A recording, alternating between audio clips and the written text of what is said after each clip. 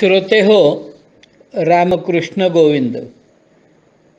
श्रोते हो, मला खरं खरं सांगा, तुम्ही तिसऱ्या स्कंधातील 26वा अध्याय तुम्हाला मी अर्थ त्याचा वाचून ठेवा असं सांगितलं, तर अध्यायाचा अर्थ तुम्ही वाचलात का?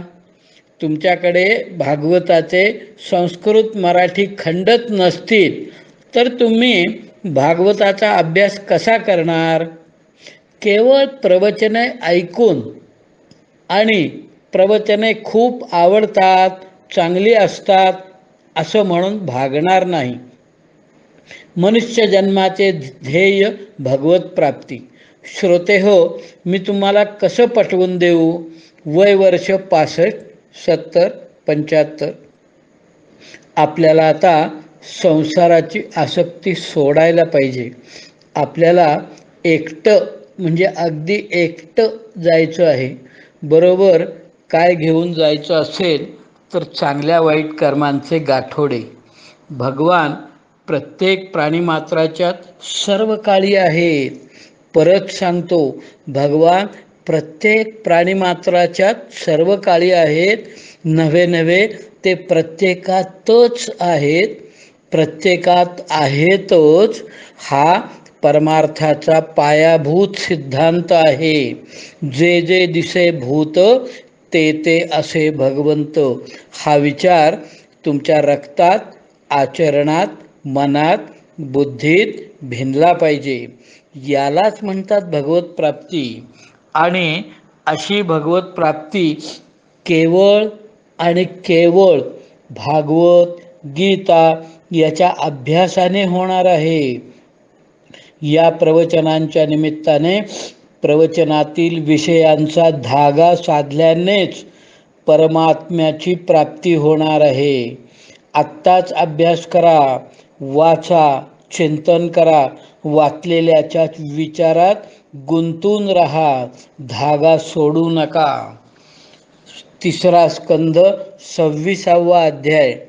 पंचमहाभूतांची कार्यरूप लक्षणे आणि तन्मात्रांच्या वृत्ती कोणत्या याचे स्वच्छ व स्पष्ट विवेचन 26व्या अध्यायात 45व्या श्लोकापर्यंत आहे.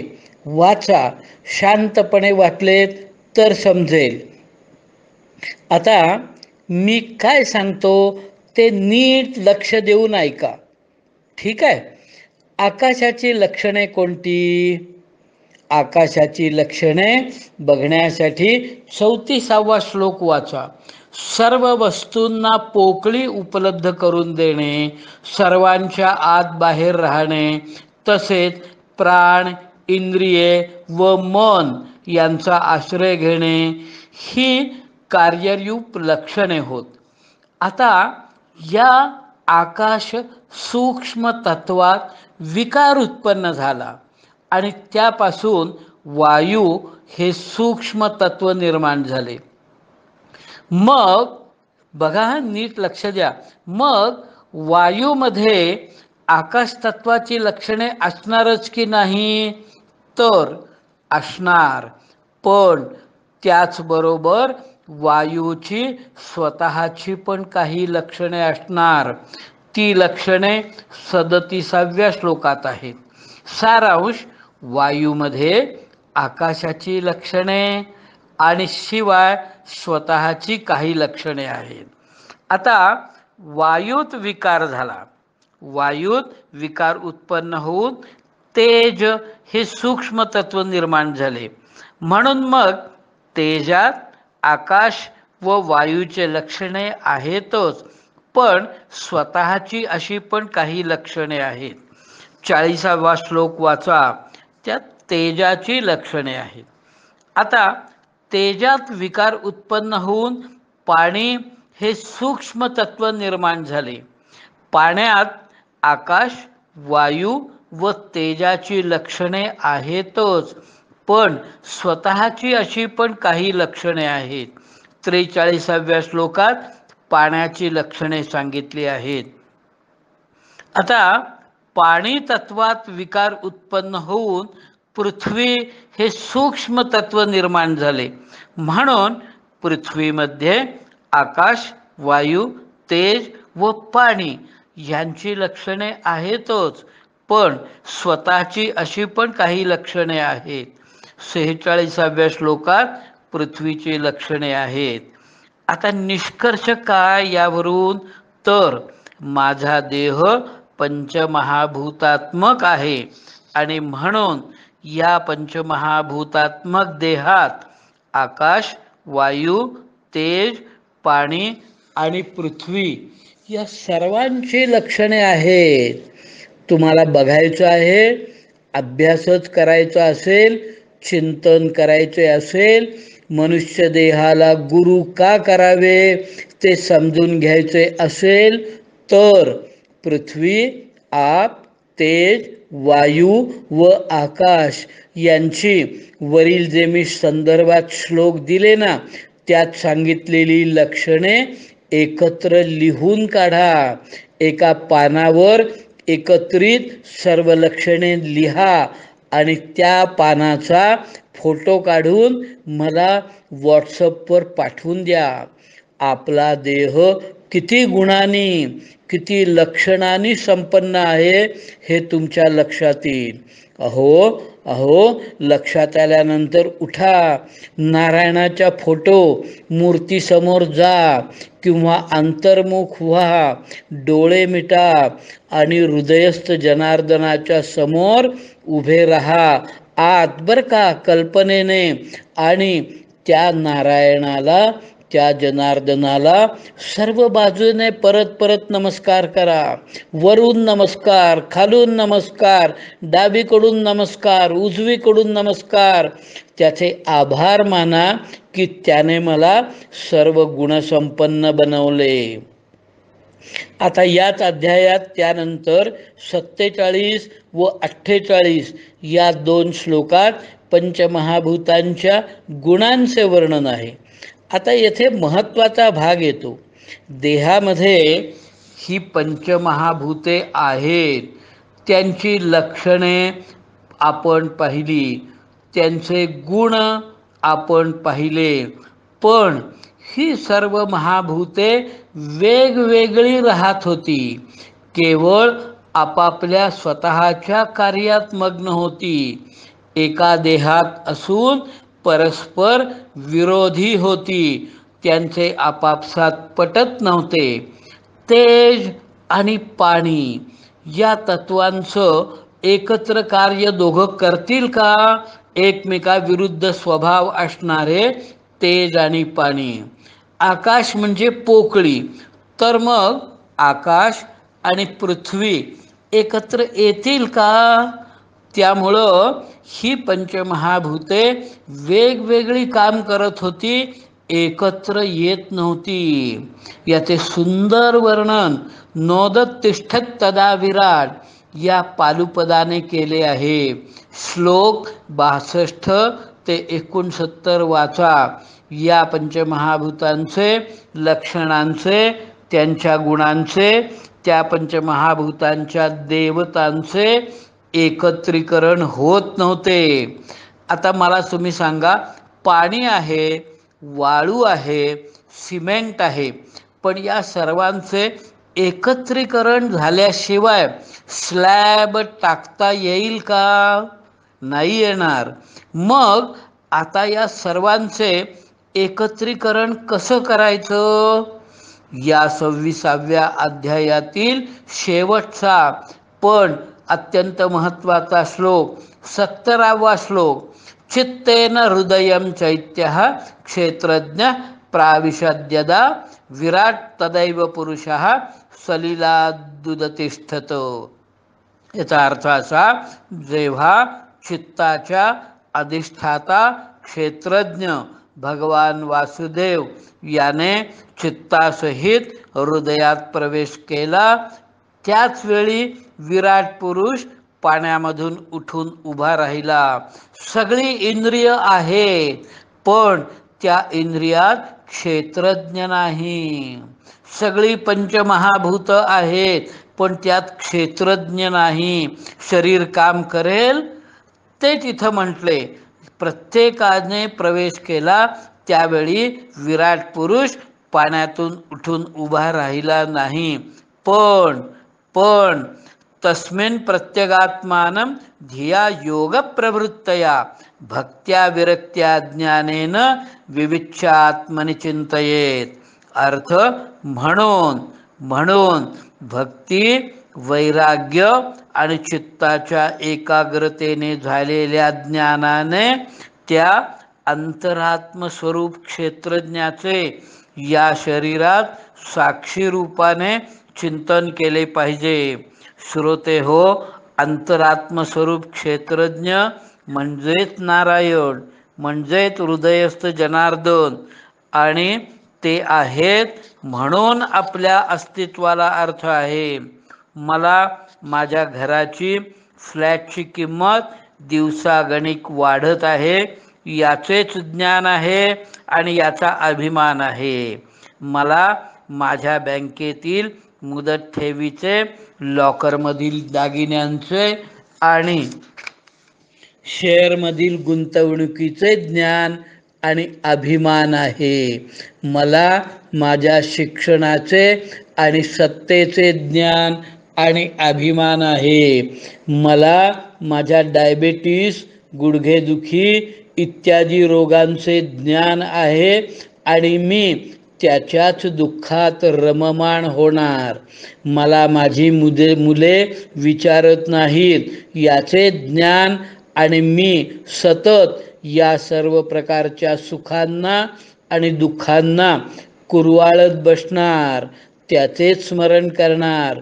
पण आत्मस्वरूप क्षेत्रज्ञाचे, नारायणाचे, जनार्दनाचे, भगवंतांचे स्मरण करणार नाही. स्मरण करणार, पण कसं? 1 किंवा 10 माळा ओढल्या की झाले. दिवसभरात 3 वेळा विष्णू सहस्रनाम म्हटले की माझी भक्ती संपली. या 72व्या श्लोकात 3 गुणविशेषणे वापरली आहेत: भक्ती, वैराग्य आणि चित्ताच्या एकाग्रतेने प्रकट झालेले ज्ञान. भक्ताची लक्षणे गीतेच्या 12व्या अध्यायात दिली आहेत. वाचली तुम्ही? ती अंगीकारणे म्हणजे भक्ती. वैराग्याबद्दल आपणाकडे लवलेश सुद्धा नाही. माझे सर्व लक्ष पेन्शन वाढण्याकडे किंवा 2012 पासूनचा फरक मिळणार का याकडे. आणि चित्ताची एकाग्रता म्हणाल तर मला माहीतच नाही. मग भगवत प्राप्ती कशी होणार? आणि भगवत प्राप्ती म्हणजे तरी काय हो, सांगू का? मनाचे संपूर्ण समाधान, आनंदी अवस्था म्हणजेच भगवत प्राप्ती. मी खऱ्या अर्थाने समाधानी किंवा आनंदी केव्हा होणार हो? लोकसेवा, जनसेवा करून उत्तम कार्यात मग्न असून सुद्धा सत्तेच्या राजकारणाने, कौटुंबिक कलहाने आत्महत्या करावी असे वाटत असेल तर अशा जगण्याला काय अर्थ आहे सांगा? श्रोते हो, भगवत प्राप्ती म्हणजे काय हे मला या जन्मात कदाचित जमणार की नाही माहीत नाही. पण मी जर या जन्मात त्यासाठी प्रयत्नांची पराकाष्ठा केली, निश्चयाने आणि दृढतेने 4 पावले पुढे गेलो, तर ती अवस्था जी मला मिळेल त्याचे नाव योगभ्रष्ट अवस्था. आणि गीतेत भगवान आश्वासन देतात. गीता 6:41 काढा, अध्याय 6 श्लोक 41. काय म्हटलेलं आहे? प्राप्य पुण्यकृतां लोकान् उषित्वा शाश्वती समाः शुचीनां श्रीमतां गेहे योगभ्रष्टोभिजायते.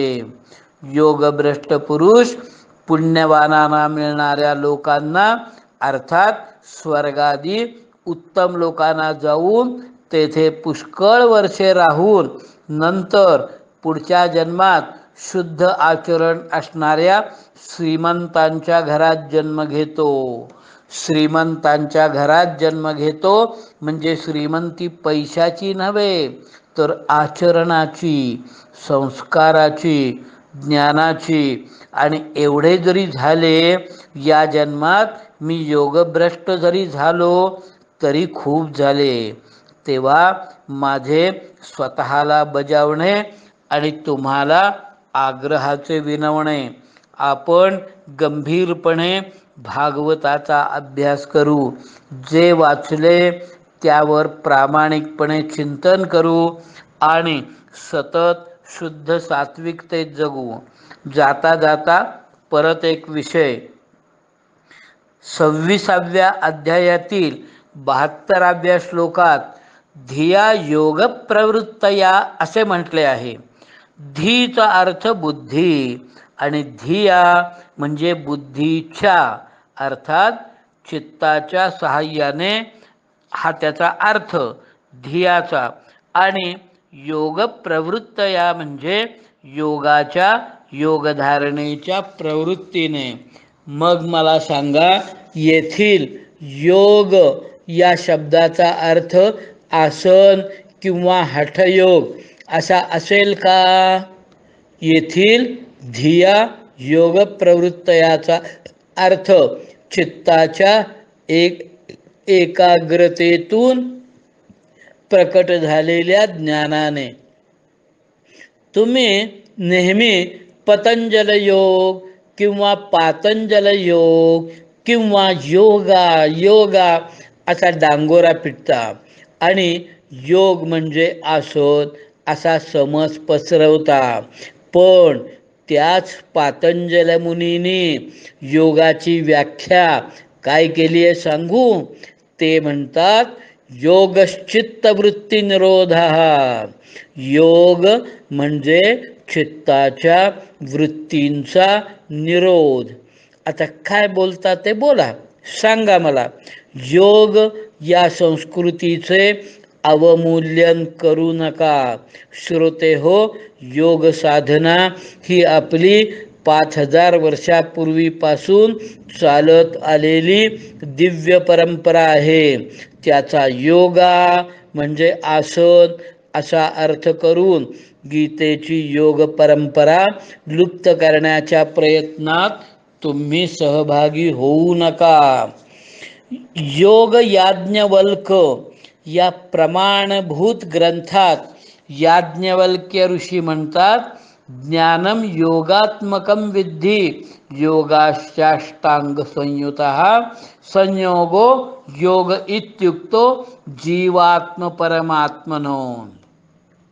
या श्लोकाचा अर्थ असा, ज्ञान हे योगात्मक आहे. बघा, ज्ञान हे योगात्मक आहे. योग हा अष्टांगानी युक्त आहे आणि जीवात्मा व परमात्मा यांचा संयोग म्हणजे योग. योग हा अष्टांगाने युक्त आहे असे म्हटले आहे. ती 8 अंगे, त्यापैकी एक अंग म्हणजे आसन. पातंजल मुनी आसन या अंगाची व्याख्या करताना म्हणतात, स्थिर सुखमासनम, अर्थात शरीर ज्या स्थितीत राहिले असता मन आणि शरीर या दोन्हीस सुख वाटेल आणि स्थिरता प्राप्त होईल ते आसन होय. आता मी काय सांगतो त्याकडे नीट लक्ष द्या. अष्टांग योगाचा भर चित्ताची एकाग्रता साधून पुढे वृत्ती निरोध करणे यावर आहे. हे साधण्याला आसन सुखकर असले की झाले. त्यामुळे योग अभ्यासाला अमुक आसन घालावे असे काही न सांगता, ज्या योगे शरीर व मन यांना स्थैर्य आणणे सुलभ होईल असे कोणतेही एक आसन आले की झाले, असे पातंजल मुनी या सूत्राने सूचित करतात. त्यामुळे आपण टी व्हीवर हठयोगा अंतर्गत जी जी आसने बघतो, योगा म्हणून जी जी आसने बघतो त्यापैकी एक किंवा दोन सोडता इतर सर्व आसने अष्टांग योगाच्या अभ्यासाला सर्वथा निरुपयोगी होत, असेच या व्याख्येद्वारे पतंजली मुनी म्हणतात. मला योग म्हणजे काय ते जे समजले ते मी तुमच्या पुढे मांडले.